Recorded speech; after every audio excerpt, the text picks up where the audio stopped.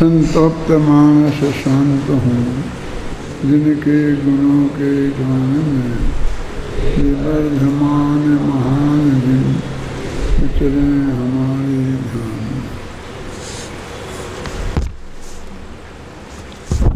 50वीं और 91वीं गाथा का अर्थ कल किया था।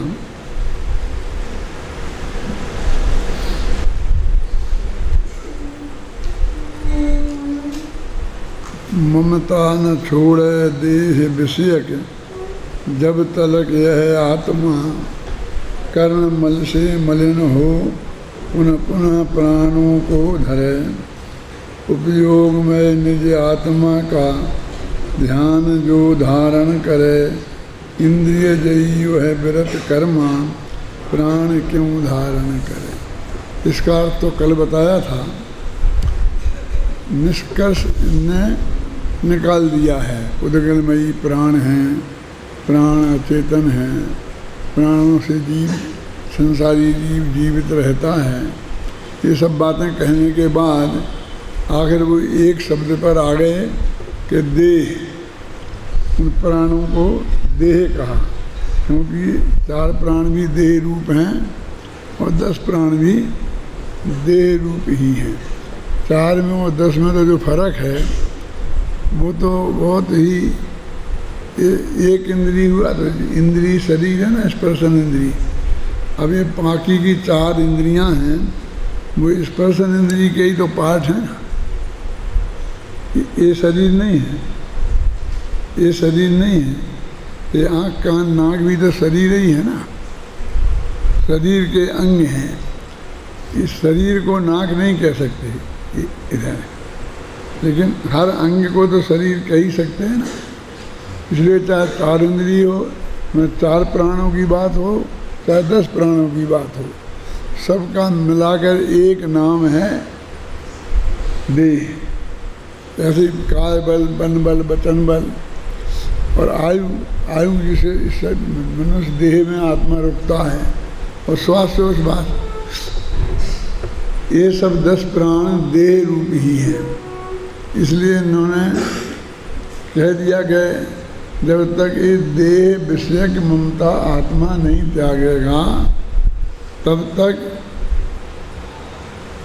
संसार से मुक्त नहीं होगा।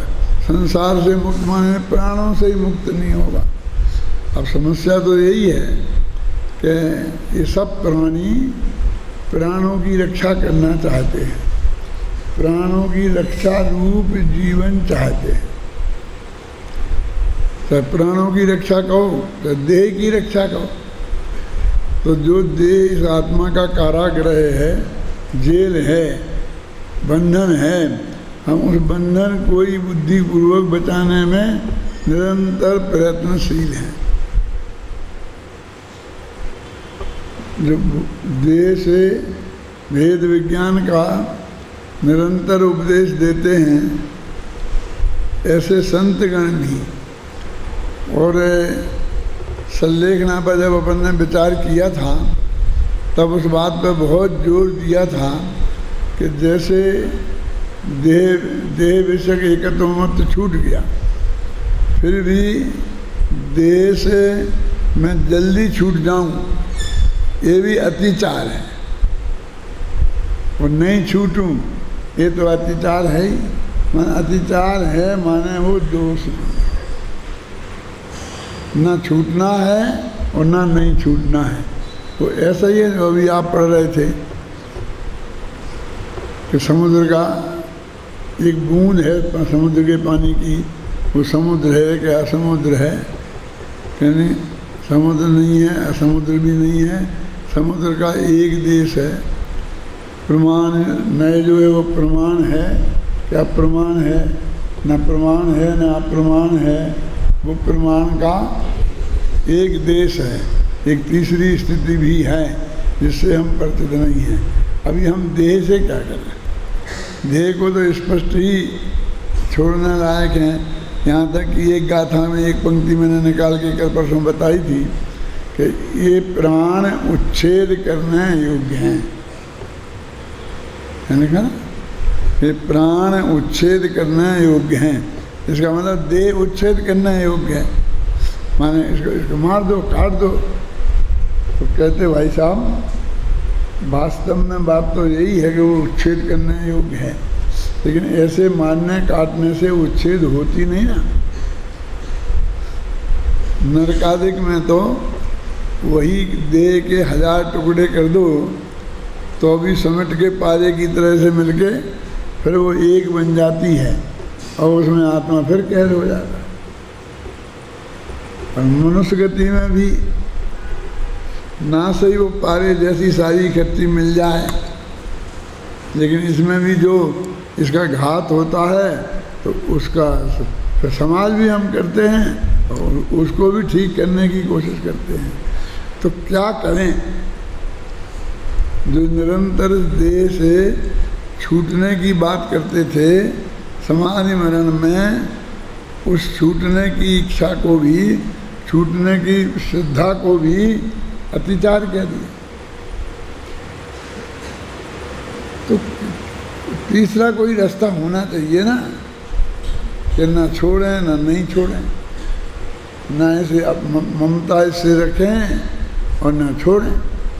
तो वही कहते हैं कि उसका तीसरा रास्ता क्या है कि तुम इसके प्रति साम्य भाव रखो। वो अपने पूरे शिविर में जो व्याख्यान चले है ना, कि तुम इसका कुछ नहीं करो, ऐसा नहीं हो सकता। क्या ना तो इसे छूटने के लिए इसकी हत्या करने की कोशिश करो और ना इससे नहीं छूटने के लिए भक्ष अभक्षादि का भी प्रयोग करके इसको संभालने की कोशिश मत करो। इसमें भी थोड़ा अंतर है। उसी में उसमें लिखा है अपन ने वो अंतर कि मरने के लिए तो कुछ नहीं करना है, तुमने पढ़ा, किसी ने ध्यान दिया इस पर, लेकिन जीने के लिए करना है। तो फिर वो बराबरी कहाँ रही कि मरे तो मरे और जिए तो जिए। अब मान लो वो हम कुछ इलाज के बिना, हम भोजन के बिना जी नहीं सकते, हमने भोजन छोड़ दिया बस खत्म। अब मरेगा तो मर जाएगा, जिएगा तो जिएगा, तो क्लियर ही है ना, मर ही जाएगा थोड़े दिन बाद सही, तत्काल नहीं मरेगा। तो यदि हम बिल्कुल भोजन आदि छोड़ देंगे तो मरने की ही बात हो गई ना, और जिसको हम बहुत सबसे बड़ा धर्म मानते हैं, लेकिन समाधि मरण में उसे स्वीकार नहीं किया। लिखा ना, जब तक उचित उपचार से देह के रहने की व्यवस्था बने तब तक वो व्यवस्था बनानी चाहिए, है नहीं? निप्रतिकार शब्द लिखा ना, मन उसका प्रतिकार करना है। निप्रतिकार की स्थिति ज़्यादा है तब आप तलवार लेके ऐसे काट नहीं सकते, तब भी उसके प्रति उदास हो जाओ, माने फिर कुछ मत करो। अथवा भक्ष भक्ष खाने से ही बचेगी तो हम भक्ष भक्ष नहीं खाएं, वहाँ तक उसके लिए नहीं करें। लेकिन जो उचित है, भक्ष है, जिंदगी भर हम खाते रहे हैं, उससे यदि वो बच सकती है तो हमें बचाना चाहिए। ये है ना क्लियर, नहीं तो हत्या का दोष लगेगा। तो वो जाने दो गवर्नमेंट क्या मानती है, जनता क्या मानेगी, तो उसे आत्महत्या है कि नहीं है। और हम सब पंडित मिलके, मुनिराज मिलके ये सिद्ध करेंगे कि वो आत्महत्या नहीं है। वो एक बात एक तरफ रख दो। अब मैं जो बात कह रहा हूँ उस पर बहुत गंभीरता से विचार करें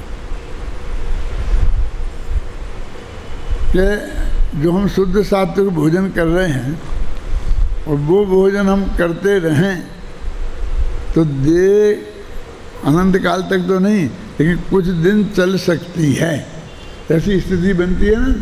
हाँ दीदी, तो क्या करना चाहिए? फिर थोड़ा आहार छोड़ देना चाहिए। जैसा होता है उसके लिए मैं आपसे बोल रहा हूँ। अब उस वक्त सही रास्ता क्या है? देखो इतने से शरीर क्षीण हो गया, कुछ नहीं है, ये है नहीं है, और अभी तक भोजन नहीं छोड़ रहे हैं, अभी तक पानी नहीं छोड़ रहे हैं, और हाथ में तो लिखा है कि सब छोड़ देना चाहिए। हम तो एक झटके से छोड़ दें, बस खत्म नहीं, कुछ नहीं। फिर शास्त्र में लिखा है धीरे धीरे छोड़ो, पहले अनाज छोड़ो, फिर ये छोड़ो, फिर ये छोड़ो, फिर छाछ रखो, फिर छाछ छोड़ो, फिर पानी छोड़ो। ऐसा आता क्या नहीं आता? धीरे धीरे छोड़ो। तो कहते हैं नहीं, हमको वो तो उनका काम है जो कमज़ोर हैं, जो बर्दाश्त नहीं कर सकते हैं। हम तो बर्दाश्त कर सकते हैं। हम तो एक दफ़ा एकदम सब अन्न पानी चारों आहार का त्याग। क्या क्या क्या उचित है? सवाल ये नहीं है हम सुविधा की बात अपने पक्ष में बोल रहे हैं कि हमें खाना मिल जाए तो बढ़िया है। हमारी जो वो भावना है समाधि मनन की, वो क्या कहती है?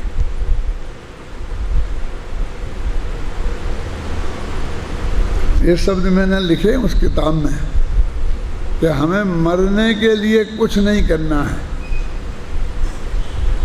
लेकिन जीने के लिए उचित उपाय करना है। क्योंकि मरने के लिए कुछ करेंगे तो वह एकदम आत्महत्या हो जाएगी। क्योंकि मरने के लिए क्या करते हैं? जहर खा लेते हैं, गले में फंदा लगा के लटक जाते हैं। तो ऐसा कुछ नहीं करना। अरे ऐसा नहीं, ये भोजन छोड़ना, यदि भोजन से शरीर चलता है कुछ दिन तक, फिर भी भोजन छोड़ देना हट से, ये भी वही बात है क्या? तो उन्हें क्या करें समझ में नहीं आता है। हम तो दोनों ही के लिए तैयार हैं। क्या तुम कहो तो भोजन छोड़ दें और तुम कहो तो करें। जो कहो, जो उचित हो वो करो। बहुत अच्छा शब्द चुना है, साथ मूल श्लोक में भी है। तो पंडित जय सदाशिव दास जी ने बहुत क्लियर लिखा है। सदाशिव दास जी के प्रति मेरी ज़्यादा श्रद्धा नहीं थी, लेकिन इस सल्लेख में हमारे प्रकरण को पढ़कर थोड़ी श्रद्धा बड़ी है। टोडरमल जी जैसी नहीं थी। मतलब वो कहते हैं जो भोजन तुम्हें छोड़ता जाए उसे तुम छोड़ते जाओ, उसे पहल करने दो। क्या मतलब समझ में आया? पंडित गुमानी राम जी ने भी लिखा कि जो जैसे अनाज आप खाते हैं, अब वो अनाज आपको पच नहीं रहा है तो आप छोड़ दीजिए। वोमिटिंग हो रही, उल्टी हो रही, अब शरीर उसे झेलता नहीं है, लेकिन पानी को झेल लेता है तो पानी लेते रहेगी। वो जो त्याग है वो इस मर्यादा से है कि जब शरीर तुम्हारे के लिए वो पोषण दे तब तक उसे लो, और जब वो शरीर का शोषण करने लग जाए तो शोषण कैसे करेगा? कि वो हमसे पचाने की ताकत नहीं है और हमने पेट में जबरदस्ती उसे डाल दिया, तो अब उसे निकालने की समस्या खड़ी होगी। पद्धति तो ये है कि पूरी तरह पचकर वो मलमूत्र के रूप में निकले, नहीं तो वोमिटिंग के रूप में निकले, बिना पचे निकले तो माना फिर शरीर नहीं है उसके काबिल उसको ग्रहण करने की स्थिति में, तो शरीर पे उसे डाल देना, कोई स्पष्ट शरीर पे बोझा है ना, वो छोड़ दो। तो क्या कहते कि वो तो मैं छोड़ दो, तुम छोड़ देना। क्यों? कि भाई तलाक देना कि नहीं देना? नहीं, भारत कानून से तुम्हें अधिकार है और तुम्हें देना है तो दे देना है, तुम्हें कोई नहीं है। लेकिन सामने वाला तलाक दे तो तुम तलाक दे देना। पहल नहीं करना, ये कह रहे हैं वो। भोजन तुम्हें छोड़े तो तुम छोड़ देना कि नहीं नहीं मैं तो नहीं तो मैं तो नहीं, कि नहीं अब मैं तो मैं तुम्हें तलाक देती हूँ, तुम्हारे साथ रहूँगी नहीं। क्यों, क्या तकलीफ है? कोई ऐसी बात हो तो बताओ सामान्य के। नहीं हमें तो रहना ही नहीं है, तो ठीक, समझ में आया ना?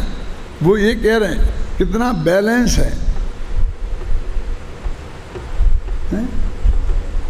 कि ये तत्व ज्ञान की बात अलग है। तत्व ज्ञान में तो क्लियर कहते हैं कि ये बिल्कुल देह अलग है, समझ में देह हूँ ही नहीं, और जो छूट रही कि नहीं छूट रही उसमें भी अंततः तो वही बात आ गई ना, हमें इससे कोई लेना देना नहीं है, रहे चाहे जाए। और हमारे यहाँ भावनाएं प्रकट भी की हैं, सामान्य लोगों ने भी जो स्तुतियाँ लिखी हैं उनने भी जो हमारी परंपरा चली आ रही थी उसके आधार पर लिख दिया, चाहे लाखों वर्षों तक जीऊँ और चाहे मृत्यु आज ही आ जाए।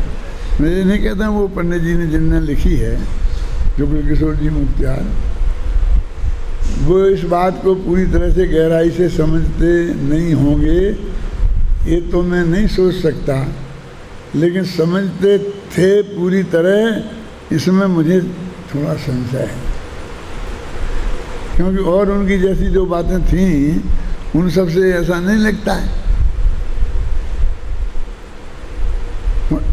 वही तो कह रहे हैं, चाहे लाखों वर्षों तक जीऊँ और चाहे मृत्यु आज ही आ जाए, यानी वो संलेखना के समय भी लाखों वर्षों तक जिए तो उसे ऑब्जेक्शन नहीं है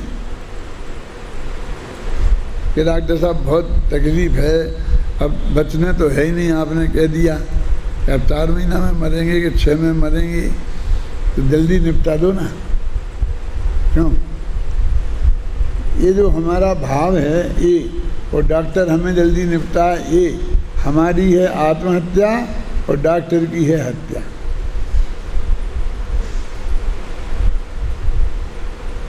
समझ में है ना? जब तक चलती है चलने दो ना, क्यों हटा दो?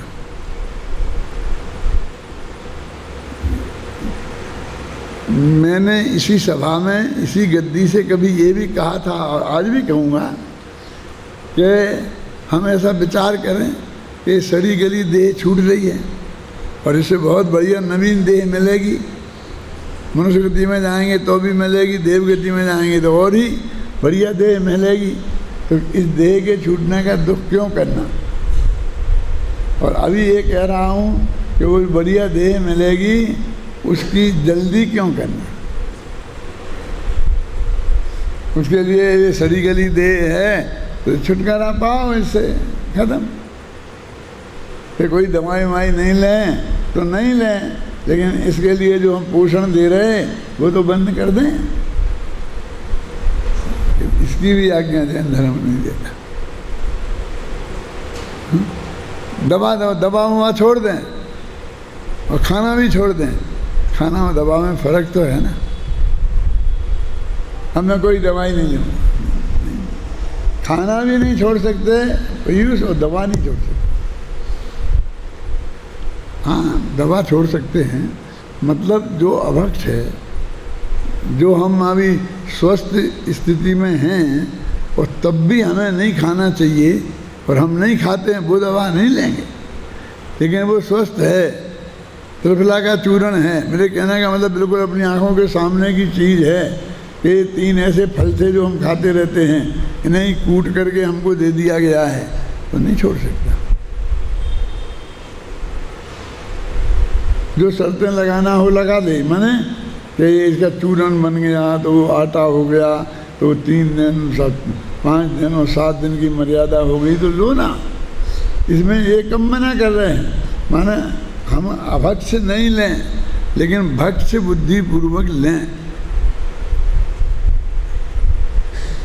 माने जैसे हमारा जीवन चलता रहा है मरने के लक्ष्य से और जीने के लक्ष्य से संलेखना में, उसमें हमें कोई परिवर्तन नहीं करना।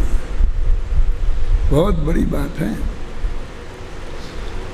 मैंने कई दफ़े कहा और आज सुबह के प्रकरण टीवी पे भी आया था कि ये मुनिनाथ जी हमने फोटो लगा रखे ना सब, ये सब सिगड़ी माथे पर जल रही है, शेर नहीं खा रही, शार नहीं खा रही।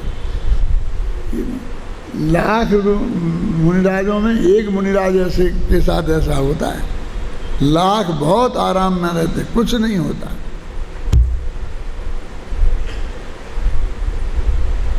समझे? क्योंकि उन मुनिराज को पाप ही कहाँ है।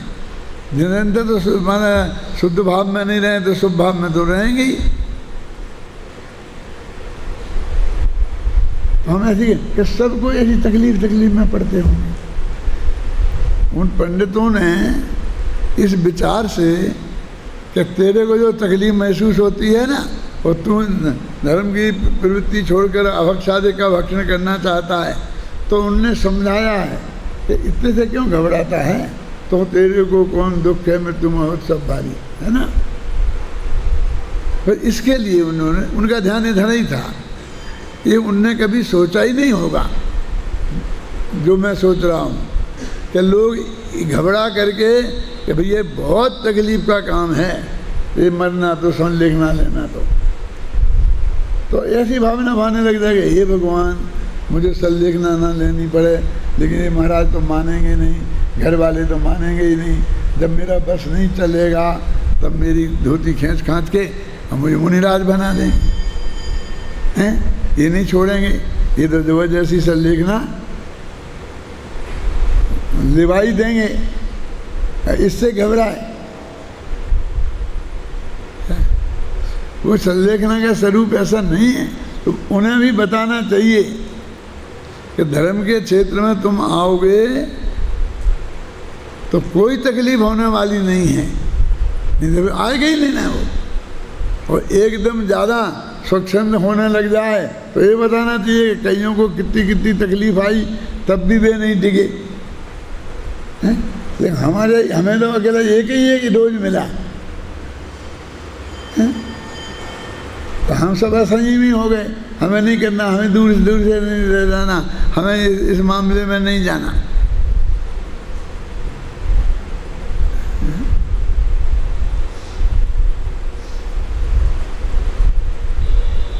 अब वो विवेक से निर्णय करना इतना सहज नहीं है, और स्वयं को करना है। ये घर वालों पे नहीं छोड़ना, पंडितों पे नहीं छोड़ना, अपने महाराजों पे नहीं छोड़ना, ये तो कह नहीं सकता, लेकिन खुद विवेक से निर्णय करना है। क्योंकि अंदर में तुमको एसिडिटी ज़्यादा बनती है, क्या होता है जितना तुम्हें पता है उतना सामने वाले को पता नहीं है। क्या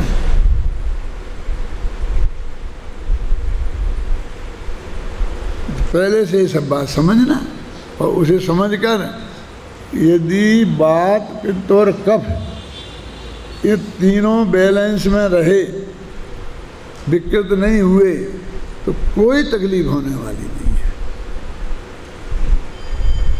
बिल्कुल ऐसे बैठे बैठे जैसे देवों की मृत्यु होती है ना, ऐसी दवाई आई,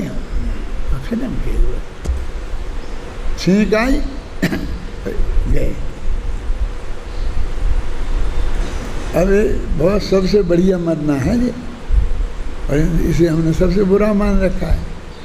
हमें तो सेवा करने का मौका ही नहीं मिला, पता ही नहीं चला, इतना बढ़िया प्रवचन कर रहे थे और बस ऐसे हो गया, ऐसे ही हो गया।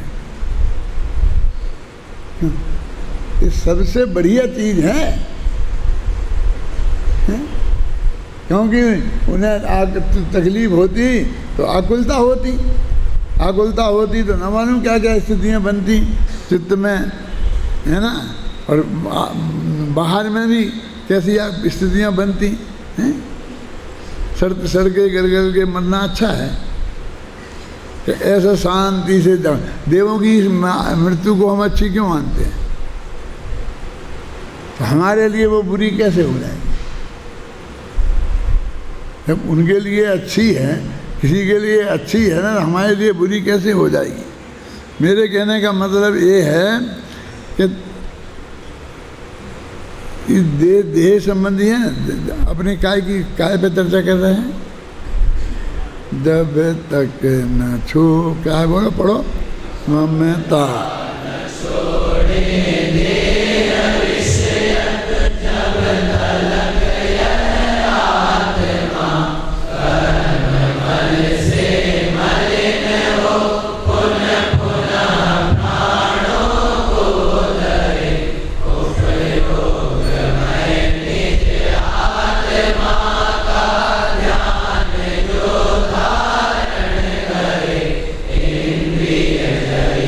Amen.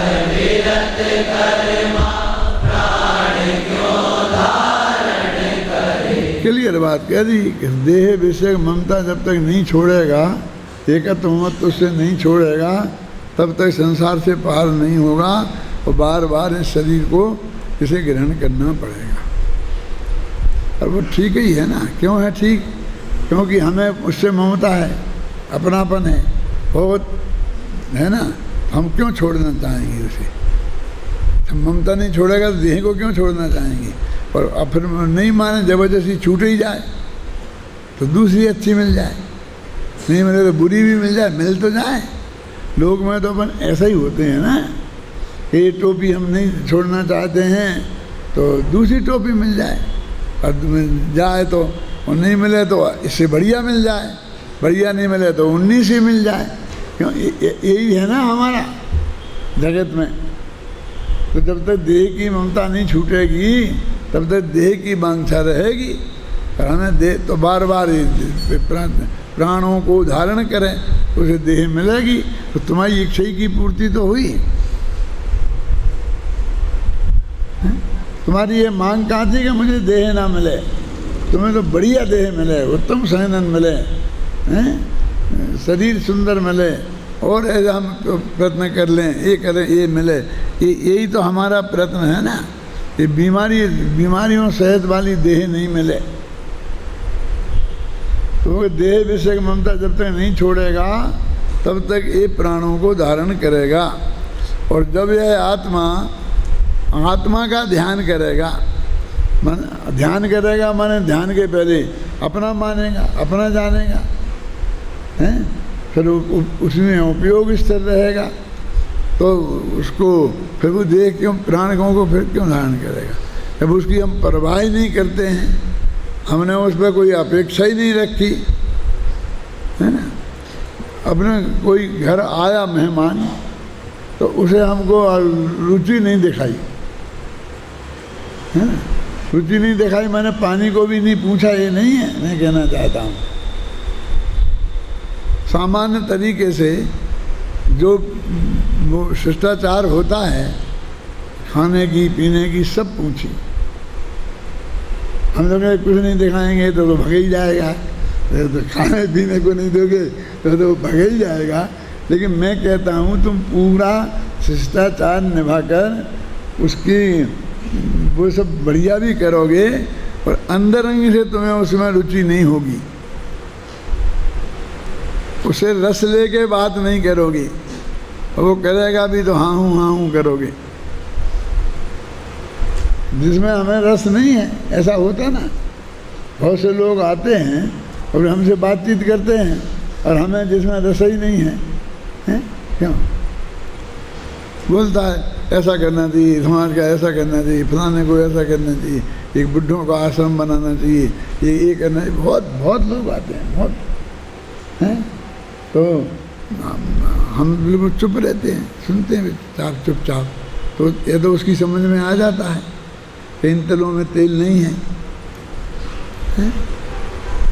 नहीं आता है तो हम फिर एक आध वाक्य बोलते हैं कि भैया अभी उम्र हो गई ना अपन लोगों की, छोड़ो ना इसमें, अभी अपन कुछ नहीं, इसको इस विकल्प को छोड़ो, करने वाले करेंगे, नहीं साहब आपको करना चाहिए। फिर वो माथा खाता है, तो फिर अपन कहते हैं कि देखो साहब मेरे को काम है ज़रा, अभी मुझे जाना है तो वहाँ पर बहुत ज़रूरी काम से मैं अपन फिर मिलेंगे। अन्ना जी तो अपने बहुत हिम्मत वाले हैं, जितने दृढ़ता से और जितने बेरुखेपन से वो कह देते हैं कि भाई साहब आप जाइए मुझे इस बारे में कोई बात नहीं करनी है, मुझे ऐसा कह देते हैं ना। क्यों? तुम लोगों को अनुभव होगा, मुझे तो नहीं हुआ, लेकिन वे सुनाते रहते हैं तो कभी कभी बताते हैं। क्यों? कभी कभी मुझे लगता है कि बहुत अच्छा है, जल्दी झंझट से बचते तो हैं ना, लेना नहीं देना नहीं, उसमें हम कितना अपना समय खराब करें, इस औपचारिकता को कब तक निभाते रहें। ज़्यादा रस दिखाएं तो दूसरे दिन फिर आगे बैठ जाता है। तो आखिर कोई में कितना ही नेचर होगा, अंत तो गत्ता तो हम उपेक्षा हमें करनी ही पड़ती है, और करनी ही चाहिए। विद्यानंद जी महाराज का भी ऐसा ही है कि डॉक्टर साहब अभी मुझे जाना है, मैं थक गया हूँ, पधारो। पहले तो नहीं कहते थे, अब कहने लग गए। बहुत से लोग, अभी मैं उस लेवल तक नहीं पहुँच पाया, मैं कोशिश बहुत करता हूँ क्या, क्योंकि मैंने एक जगह पढ़ा था, तुमको भी बता देता हूँ कि 100 हाँ से एक ना बहुत आराम देती है। ना करना सीखना चाहिए। जो काम हमारे बस की नहीं है, जो हमारी रुचि का नहीं है, जिसे हमें किसी कीमत पर करना नहीं है, उस काम को एक झटके में ही ना कर देना चाहिए। उसे बुरा लगे तो लगे, भला लगे तो लगे, तो हम आप बहुत आराम में रहेंगे नहीं, बहुत समय खराब करेगा वो। उसे आशा की किरण लगी रहेगी, तब तक वो अपन को छोड़ेगा नहीं।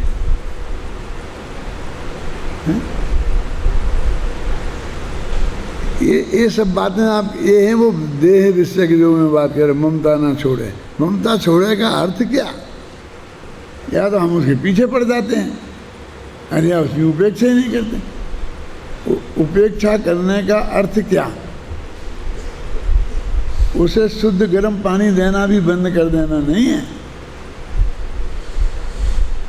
हैं?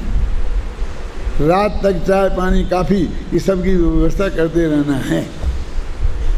मतलब आवश्यकता की पूर्ति तो मेहमान की करना ही है ना, लेकिन उस जमाई जैसा मेहमान बनाकर उसकी पूजा पत्री इनमें नहीं लग जाना, ये इसका नाम है जो उपेक्षा भाव।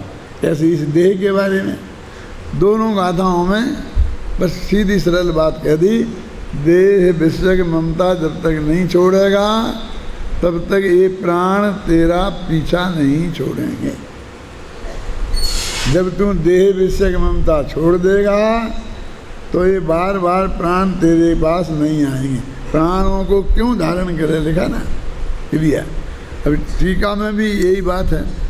अब अपन आगे बढ़ते हैं, टीका पढ़ना शुरू करेंगे तो फिर इसमें ही उलझ जाएंगे, है ना। वैसे अपन ने पढ़ ली है मेरे ख्याल से, है ना। अब इसके नीचे की 4 पंक्तियां, पेज नंबर 309 की नीचे की 4 पंक्तियां पढ़ते हैं। विगत गाथाओं में है बताया है कि इंद्रिय आदि प्राणों रूप शरीर आदि के संयोग का अंतरंग कारण इनके प्रति एकत्व ममत्व का होना है। कभी ये क्यों हमारे साथ चैंट गए? ये जो सारे प्राण हमारे प्राण लेने को तैयार बैठे हमारे, क्यों? इससे हमें एकत्व ममत्व है, इसलिए। और अब इन गाथाओं में आगे की गाथाओं में व्यवहार जीवत्व से आत्मा की अत्यंत विभक्तता बताने के लिए कि आत्मा से ये बिल्कुल जुदा है। व्यवहार जीवत्व, जीव से जीव का भेद विज्ञान है। तब कौन से जीव के? इस जीव से इस जीव का, ऐसा कुछ नहीं। अभी वो निश्चय जीवत्व से व्यवहार जीवत्व का भेद विज्ञान बताने के लिए मनुष्यादि गतिरूप पर्यायों का स्वरूप व भेद बताते हैं। अब ये कहते हैं कि मनुष्यादि पर्याय है ना, कि मैं मनुष्य नहीं हूँ, मैं तो भगवान आत्मा हूँ। ये मनुष्य क्या है अपने यहाँ? अभी इसी प्रवचन सार में अपन ने शुरू में देखा था, ये अधिकार जब शुरू किया था तब उसमें पद्य मूढ़ा ही पर समया की बात आई थी ना। और इस संदर्भ में पर्याय का स्वरूप क्या है, पर्याय कितने प्रकार की होती है, तो उसमें पर्यायों के भेद किए थे। तो उसमें असमान जाति द्रव्य पर्याय और समान जाति द्रव्य पर्याय तो सब थी ना। तो असमान जाति द्रव्य पर्याय पे जाके आचार्य अटक गए थे, सब बता दिए। और फिर जितनी धुनाई करी वो सब असमान जाति द्रव्य पर्यायों की है, याद है। तो ये मतलब असमान जाति, ये जो मनुष्य देह है ना, अब वो ही कहते मनुष्य, मैं मनुष्य हूँ, मैं देव हूँ, मैं नारकी हूँ। अब मैं मनुष्य यदि मर जाऊंगा तो देव हो जाऊं। मैंने आखिर हम इनमें ही अटके हैं। तो कहते पहले एक दफ़े उनका हम विचार कर लेते हैं कि वे हैं क्या चीज़। यानी पर्यायों ने कह दिया ना कि देह विषय के मानना एकत्व तो नहीं छोड़ेंगे तब तक। तो देह क्या है? मनुष्य देह, देवों की देह, नारकियों की देह। ये जो देह है, जहाँ जहाँ जैसे जैसे संयोगों में जैसी जैसी देह हमको प्राप्त होती है, उस संबंधी थोड़ा विचार कर लें। मतलब उससे समझ तो लें कि हमें किससे अपने को जुदा करना है, मानना है, जानना है। तो गाथाएं पढ़ो आगे की।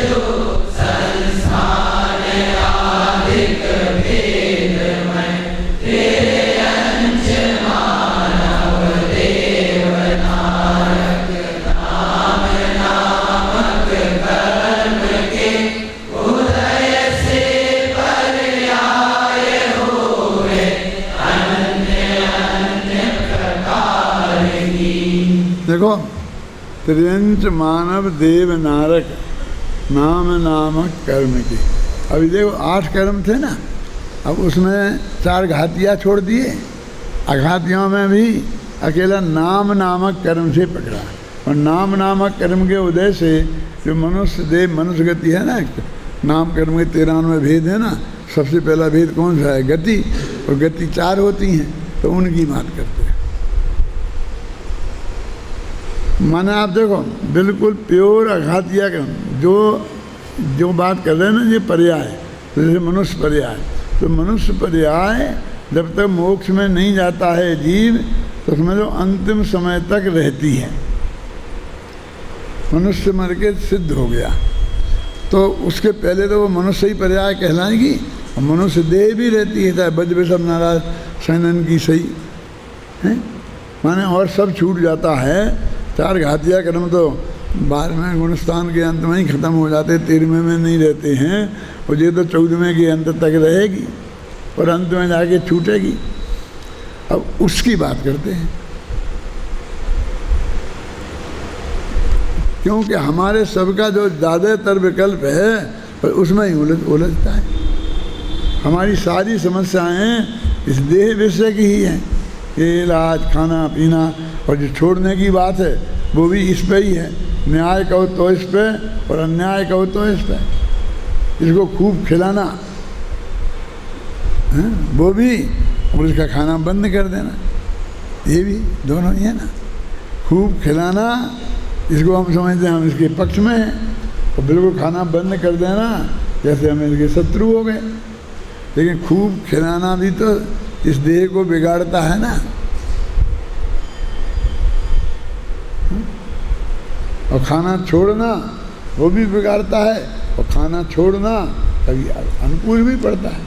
कहते हैं भाई 8 दिन में 1 दिन खाना छोड़ देना चाहिए, एक आसन तो कर ही लेना चाहिए, उपवास नहीं कर पाओ तो हैं। ऐसा अपन बोलते क्या नहीं बोलते हैं। तो कहते हैं कि ये सारी बात वो नाम कर्म से जो देह मिली है उसकी बात करते हैं। अस्तित्व निश्चित अर्थ की अनर्थ के संयोग से। देखो क्या परिभाषा दी है। अस्तित्व निश्चित अर्थ ये क्या है?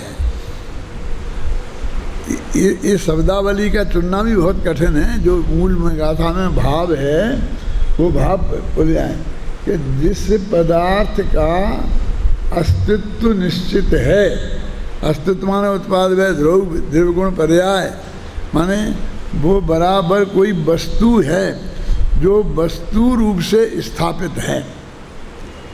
जो अर्थ माने अस्तित्व निश्चित अर्थ, ये कहते हैं कि ऐसा पदार्थ जिसका अस्तित्व निश्चित है ना। तो प्राकृत में क्या है, जो अस्तित्व निश्चित से माने अस्तित्व जिसका निश्चित है, ऐसा पदार्थ का ऐसे ही अन्य पदार्थ के साथ क्या, यानी इसका भी अस्तित्व निश्चित है और इसका भी अस्तित्व निश्चित है। माने अपना जो आत्मा है उसका भी अस्तित्व निश्चित है, और जो शरीर के परमाणु पौद्गलिक परमाणु हैं इनका भी अस्तित्व निश्चित है। देखो, अस्तित्व निश्चित अर्थ की अन्य अर्थ के संयोग से, तो अन्य अर्थ माने जिसका अस्तित्व निश्चित है वो उसमें भी लगाना, ऐसे अन्य पदार्थ के संयोग से, मैंने सीधी सच्ची बात ये कह रहे जीव का पुद्गल के संयोग से, समझे ना। अस्तित्व निश्चित अर्थ की अनर्थ के संयोग से, जैसे अपन कहते हैं ना माँ बाप के रजबीर से उत्पन्न हुई ये देह, ऐसा अपन बोलते ना। अब वो आचार्य अपनी भाषा में कहते हैं कि वो भी पुद्गल एक पदार्थ है, उसका भी अस्तित्व निश्चित है, और हमारा चेतन आत्मा भी एक पदार्थ है, उसका अस्तित्व निश्चित है, और इन दोनों से मिली हुई पर्याय की बात कर रहे हैं। इसको क्या बोलते हैं, द्रव्य पर्याय, व्यंजन पर्याय भी बोलते हैं। तो द्रव्य पर्याय क्या क्यों बोलते हैं, तो द्रव्य पर्याय तो एक द्रव्य की पर्याय को द्रव्य पर्याय कहना चाहिए। मैं भी पहले बहुत यही समझता था कि जितनी गुणों की पर्याय है ना, ज्ञान गुण की पर्याय, दर्शन गुण की पर्याय, मति ज्ञानादि ज्ञान गुण की पर्याय, चक्षु चक्षु दर्शन दर्शन गुण की पर्याय, और सब गुणों को मिला करके एक द्रव्य बनता है। तो सब गुणों की पर्यायों को मिला दो तो एक पर्याय बन जाएगी, द्रव्य पर्याय। क्या समझ में आए। अब सब द्रव्य को मिला करके एक पर्याय का कोई रूप कहीं सामने है ही नहीं, कहीं सीधा न्याय लगता ना। लेकिन ये तो कहते हैं एक द्रव्य की पर्याय नहीं, अनेक द्रव्यों की मिली हुई पर्याय, उसका नाम है द्रव्य पर्याय। एक द्रव्य की पर्याय का नाम द्रव्य पर्याय नहीं है। भाषा तो ऐसी है, अनेक द्रव्यों की मिली हुई पर्याय का नाम द्रव्य पर्याय है। और व्यंजन पर्याय कि वो प्रकट है, ये दिखती है, जो मनुष्य पर्याय, देव पर्याय, स्थूल पर्याय के रूप में हम जिनकी बात करते हैं। जो अर्थ, देखो, अस्तित्व निश्चित अर्थ की अनर्थ के संयोग से जो अर्थ वह पर्याय। अपने द्रव्य भी अर्थ है और गुण भी अर्थ है और पर्याय भी अर्थ है।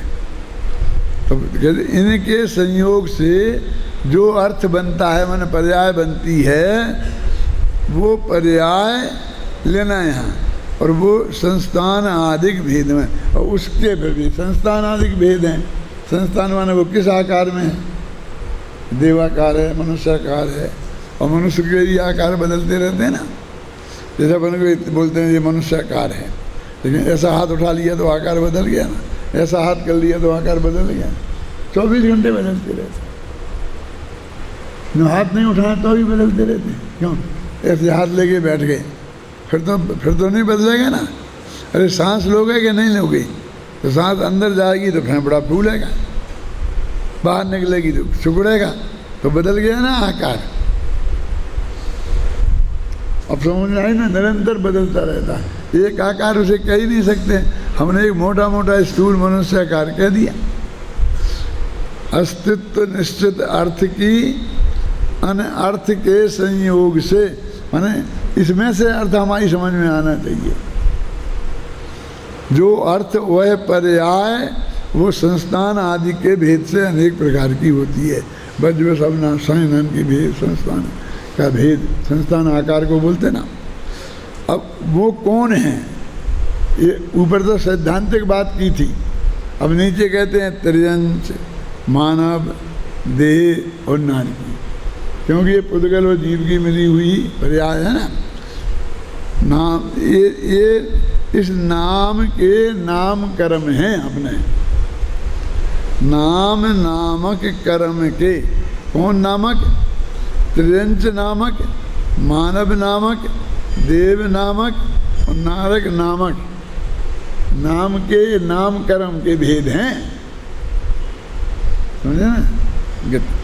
नाम के उदय से पर्याय होवे अन्य अन्य प्रकार की, उदय से अनेक प्रकार की अन्य अन्य प्रकार की पर्याय होती हैं। माने जो उनने कही थी ना कि थोड़ी हम पर्याय पर विचार कर लेते हैं, कहा ना कि जब तक ये देह विषय ममता नहीं छोड़ेगा, माना पर्याय में एकत्व बुद्धि नहीं छोड़ेगा। जब भी पर्याय से भिन्नता की बात आती है तो हम केवल ज्ञान से भिन्नता की बात करने लगते हैं, लेकिन ये तो आचार्य तो मुख्यता से इसकी बात कर रहे हैं। अब अपन को टीका पढ़ने की जरूरत है, कितना क्लियर हो गया वैसे तो अभी पढ़ लेते हैं। चलो, स्वलक्षण भूत स्वरूपास्तित्व से निश्चित एक अर्थ का स्वलक्षण भूत स्वरूपास्तित्व से ही निश्चित दूसरे अर्थ में विशिष्ट रूप से उत्पन्न होता हुआ जो अर्थ है वह अनेक द्रव्यात्मक पर्याय है। ये सब बताया ना मैंने गाथा में से निकाल के, किसका क्या अर्थ है बताओ तुम है? देखो, स्वलक्षण भूत स्वरूपास्तित्व यानी प्रत्येक जीव का, पुद्गल का अपना अपना लक्षण है ना, उस लक्षण भूत द्रव्य का अपना स्वरूपास्तित्व है। मैंने उत्पाद वैध रूप और गुणद्रव्य पर्याय हैं अपने। स्वरूपास्तित्व से ही बोलते हैं ना, स्वरूपास्तित्व सादृश अस्तित्व, दो प्रकार के अस्तित्व होते हैं, ख्याल में है? ये प्रवचनसार में निकल गए हैं। जो महासत्ता उसे सादृश अस्तित्व बोलते हैं, और अवान्तर सत्ता उसे स्वरूपास्तित्व बोलते हैं। और अन्य अर्थ के वो लगाया ना, स्वलक्षण भूत स्वरूप अस्तित्व से निश्चित, मूल गाथा में नहीं लगाया। मूल में अकेला अस्तित्व निश्चित अर्थ अपने के साथ लगाया, लेकिन दोनों में लगा लेना, तो इनने संस्कृत में दोनों में लगा करके वो बता दिया। दूसरे अर्थ से विशिष्ट रूप से उत्पन्न होता हुआ जो अर्थ, माने ये मनुष्याकार बन गया, देवाकार बन गया ना, ये भी अर्थ, इसे भी पदार्थ बोलते हैं। अर्थ से का जो भाव है वह अनेक द्रव्यात्मक पर्याय है। तो अनेक द्रव्यात्मक पर्याय ही अकेली तुम क्यों बता रहे हैं?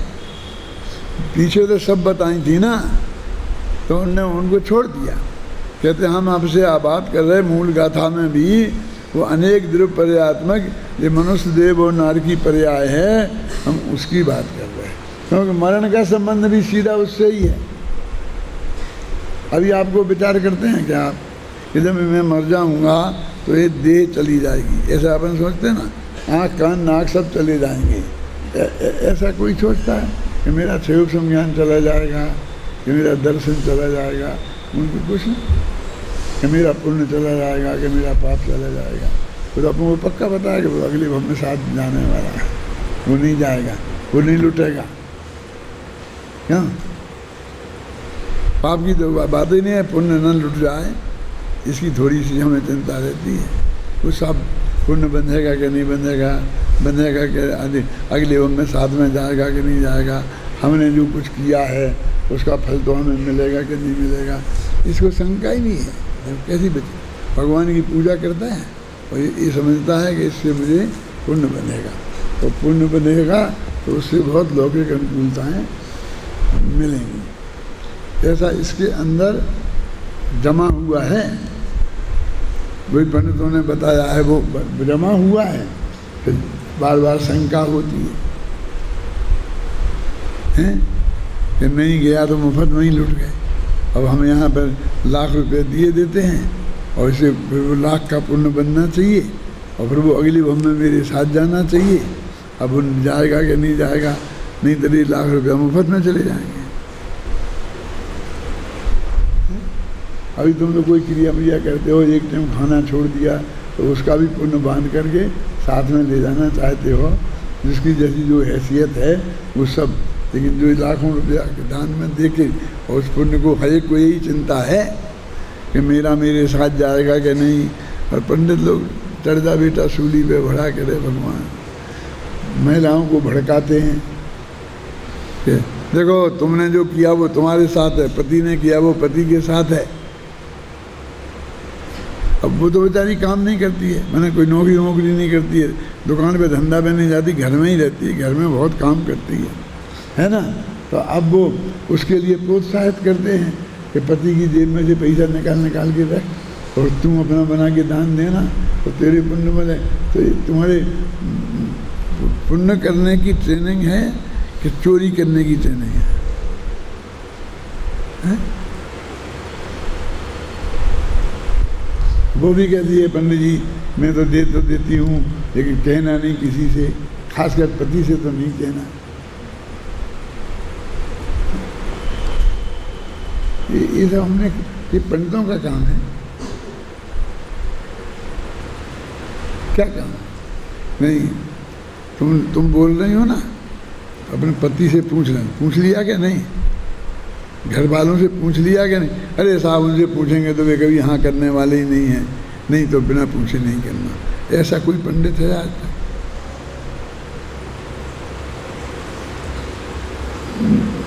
मैं एक बात बताता हूँ, जब अशोकनगर में था, मैंने 52 साल छोड़े हो गए अशोकनगर, कितने, उसकी पहले की बात बता रहा हूँ। तो मैं ये कहता था प्रवचन में कि ये पंडित आपको ये तो बताते हैं कि आपको 10वां हिस्सा दान देना चाहिए, 6वां हिस्सा दान देना चाहिए, लेकिन ये शास्त्र में ये भी लिखा है कि 6वें हिस्से से ज़्यादा नहीं देना चाहिए। ये कोई पंडित बताता है?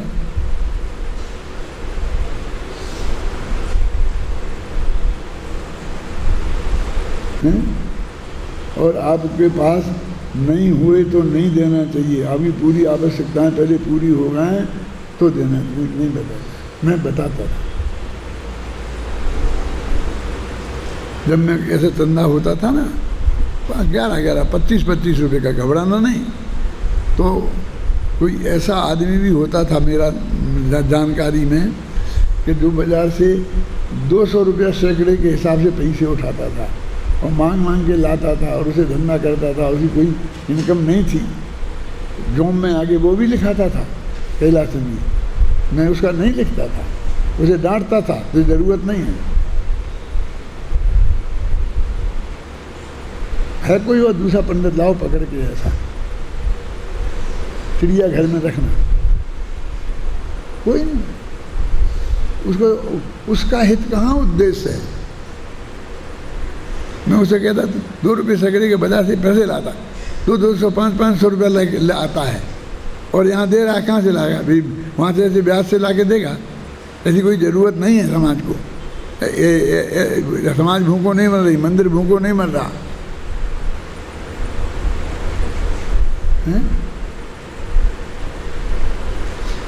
वस्तु का स्वरूप बताना चाहिए। वो दान में बता तुम्हें अपना स्वार्थ ही सिद्ध करना है, लेना नहीं, देना नहीं, कुछ नहीं। समझ गए ना?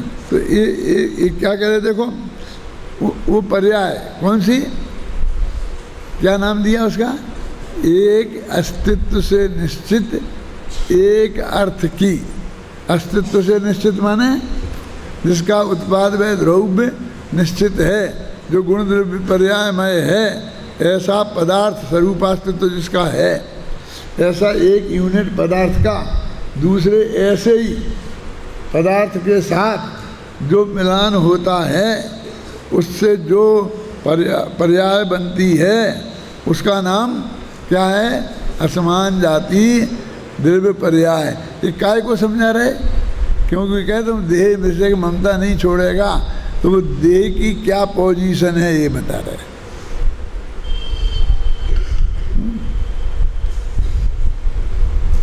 मैं ऐसा भी कहता हूँ कि यदि ये आचार्य देव खुद इतना खोल के नहीं लिखते शांति जी, तो ये सब आध्यात्मिक पंडित यहाँ भी पर्याय का अर्थ केवल ज्ञान ही करते थे। पीयूष मैंने निकाल निकाल के बड़े बड़े पंडितों को बताई कि आप ये क्या अर्थ कर रहे हो। इसमें तो ये असमान जाति द्रव्य पर्याय की ही बात की है, और आप उसे वो पर्याय ले रहे। मैं ये नहीं कहता हूँ वो पर्याय नहीं है, ये भी नहीं कहता हूँ कि त्रिकाली ध्रुव को वस्तु के मैं जो है ना उसमें उसे शामिल कर लेना। अरे फटाफट मेरे पे ये आरोप लगा दोगे कि भेद दृष्टि के विषय में पर्याय को शामिल कर रहे, उससे भेद विज्ञान करने की बात ही नहीं करते हैं। वो तो कहते हैं कि अकेली मनुष्य पर्याय की बात है, लेकिन यहाँ अकेली मनुष्य पर्याय की बात है। मैं क्या करूँ, इसका अर्थ करना क्या नहीं करना, कि हर जगह बस वही एक ठोकना, चाहे तो गाथा चलाओ, क्यों, उसे तो केवल ज्ञान से भिन्न करना है कि ये क्या सीख आया नया मुर्गा, बस खत्म, एक ही बात।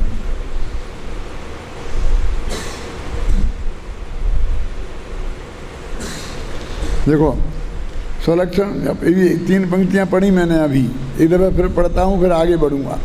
स्वलक्षण भूत स्वरूपास्तित्व से निश्चित एक अर्थ का स्वलक्षण भूत स्वरूपास्तित्व से ही निश्चित दूसरे अर्थ में विशिष्ट रूप से उत्पन्न होता हुआ एक अर्थ, वह अनेक दिव्यात्मक पर्याय है।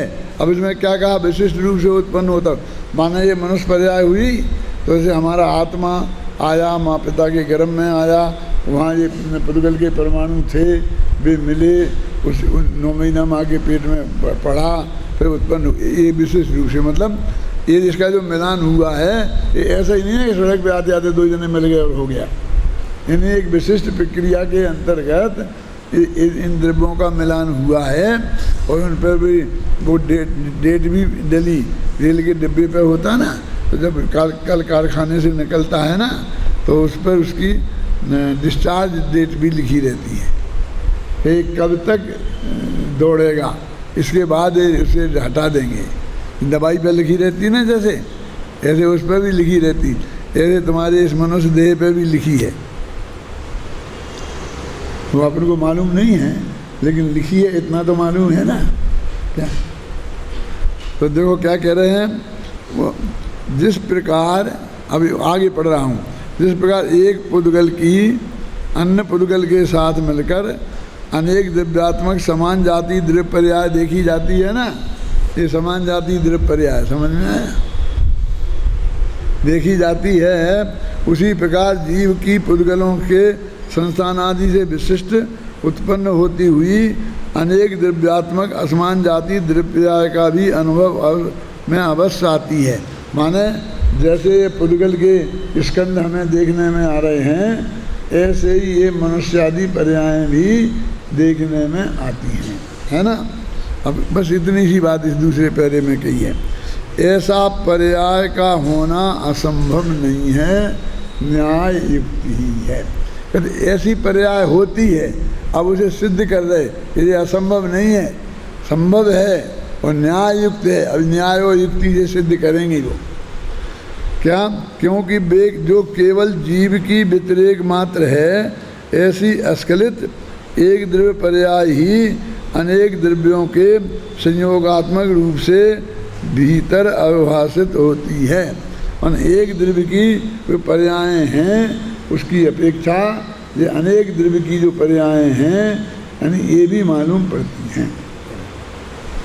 अब इसको हम ऐसा जीव की पर्याय भी बोलते ना, नारकी जीव, मनुष्य जीव, देह जीव, अकेली पुद्गल की पर्याय भी बोलते हैं कि ये तो क्या है, ये पुद्गल का है, पुद्गल का क्या विश्वासा, पानी भी बतासा, क्या है, कौन सा पुद्गल है वो, इस चश्मा का कोई विश्वास नहीं है, इस पुद्गल का है। वो तो ये कह रहे कि तेरा जो शरीर है ना, असमान जाति पर्याय, इसको पुद्गल कह रहे हैं, ये इसका कोई विश्वास नहीं है, क्योंकि आगे की जो सारी पंक्तियां हैं वो सब देह पर ही केंद्रित हैं। क्या है,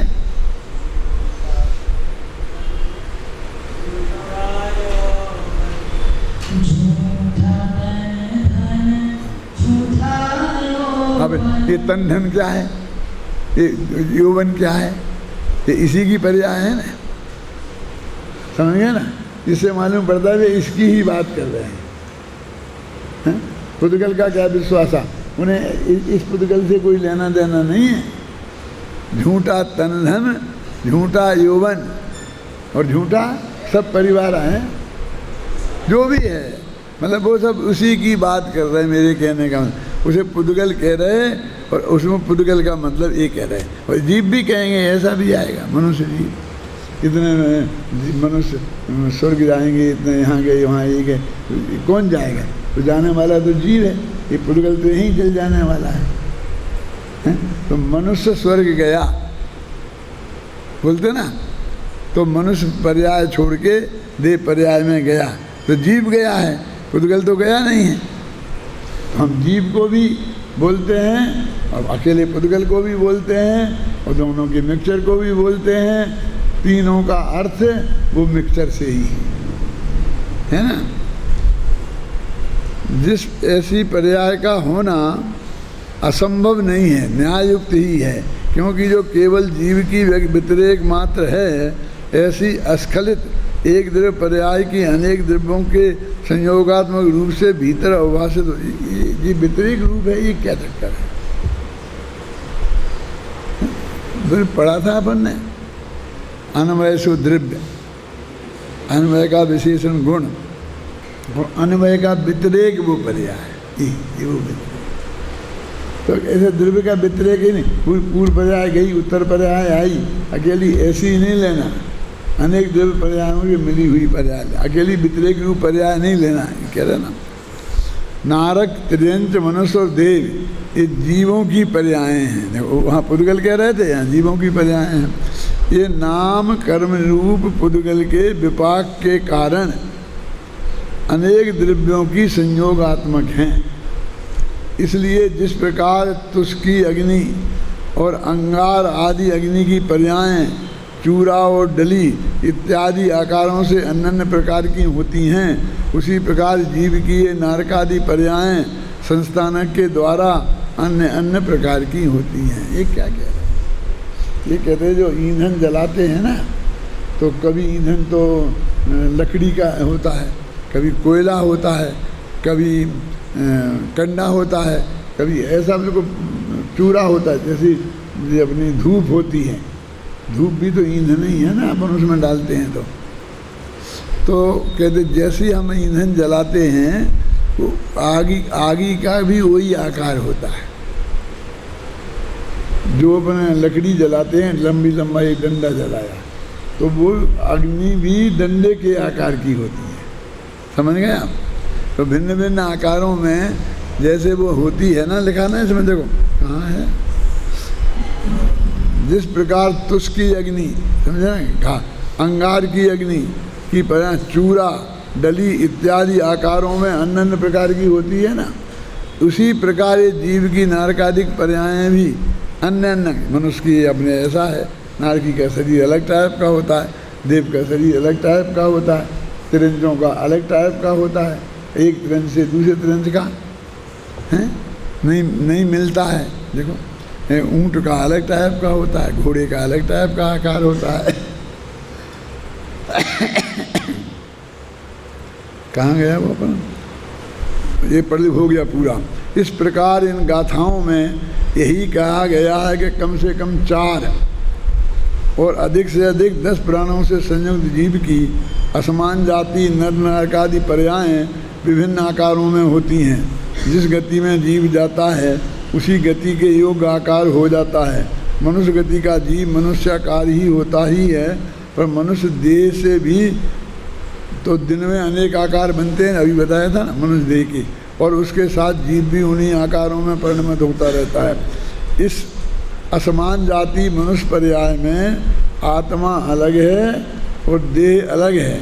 यद्यपि ये क्षेत्राप गाय हैं, तथापि उनकी सत्ता भिन्न भिन्न है और उनके आकार भी भिन्न भिन्न हैं।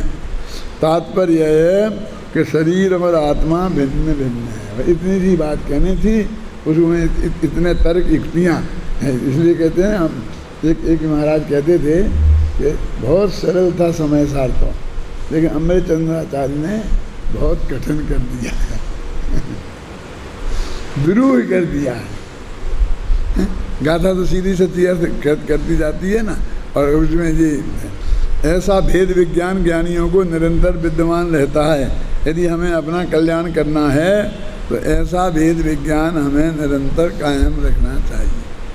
इसलिए पढ़ दी मैंने पूरी गाथा, समय हो गया मुझे मालूम है, इसलिए कि कल दोबारा इस पर हम टच नहीं करेंगे, तो अगली गाथा